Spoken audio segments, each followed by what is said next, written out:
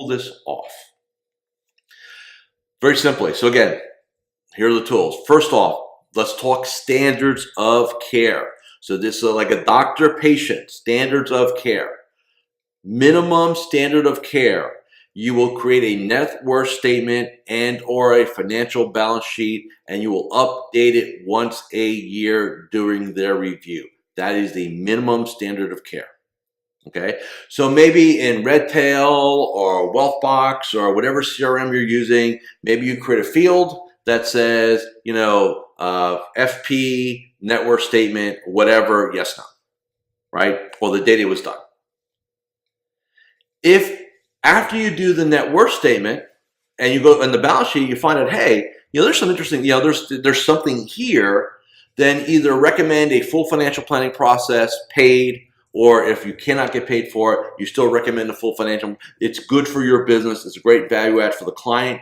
We go ahead and do that. Okay. The other, so that's one of the, that to me, plans, net worth statements, balance sheets are some of the biggest profit drivers you can have in your business. What do most advisors look at that as? Work. Fee justification. Have to do something for the client to justify my fees, right? Totally backwards. Okay. What else are we going to use?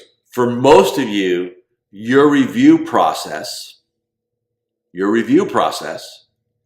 is the single most important revenue enhancement tool that you have. And what do most advisors think about the reviews? Well, client's paying. This is what, they're paying for the review, or this is how I justify my fees, or it's one of those necessary things we got to do, right? And you're missing it because, again, your mindset, remember, it's 80% mindset. Your mindset is thinking inaccurately. You're wrong, right? I told somebody the other day, we were talking about this, and I said, and I got a little pushback, which is okay sometimes. And I said, look, man, you got 300 clients, you know 10 of them decently, you got 280, and you're fighting with me that, oh, I know everybody. I said, dude, you don't have a net worth statement for shit. You don't have anything on these people. You're doing $500,000, which is great. But I bet you can do $1 million and not add one extra household to your account in the next 3 years. And I said, if that bothers you or you don't believe that, then I think you need to go down to Home Depot, get a hammer, hit yourself in the head, knock some sense into you. Right? So let's talk about reviews. First and foremost, we want to use an agenda builder. You want to create one. It doesn't have to be that elaborate, right? But, and look, I have agenda builders for my private coaching work. I only get about half of them back. I would only expect you to get half of them back, right? So do not sit there and say, okay, I got to get them back, right? Use an agenda builder. You may even have an agenda builder somewhere on your system that you've never even found. So go look. What are we going to talk to our clients about? So first thing we're going to talk about when they come in for their review, we're going to ask them about their health. Hey, are there any changes in your health since we last spoke or last met? Why? Because if there's something going on with themselves, their spouse, a family member, it will alter values. It will change timelines. It may shift priorities.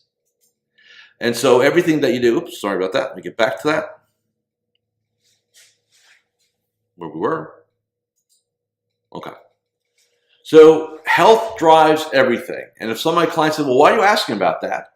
I said, look, in our experiences, if there's a change in somebody's health, if something's going on, it's going to change the financial plan. It's going to change the goals. It may alter the bucket list. We don't know. That's why we're asking you, right? And by the way, this is a great litmus test to determine how good of a relationship you really have with your clients. Because if they're hesitant, they push back a little bit, those are clues, right? That, hey, maybe, just maybe, we don't have the depth of the relationship that we thought. Next, new goals. So again, I want to say, hey, since the last time we were together, are there any new goals, any new wants, any new bucket list items, anything that you would like your money, your wealth, your finances to provide you? Is there anything new we need to know about? All right? Sometimes there is, sometimes there isn't, right? Sometimes, they may show up, hey, yeah, we'd love to take a trip here. We'd like to be able to do that. Can we afford to do that? You bring it up. You get them always thinking goals. Because here's the thing,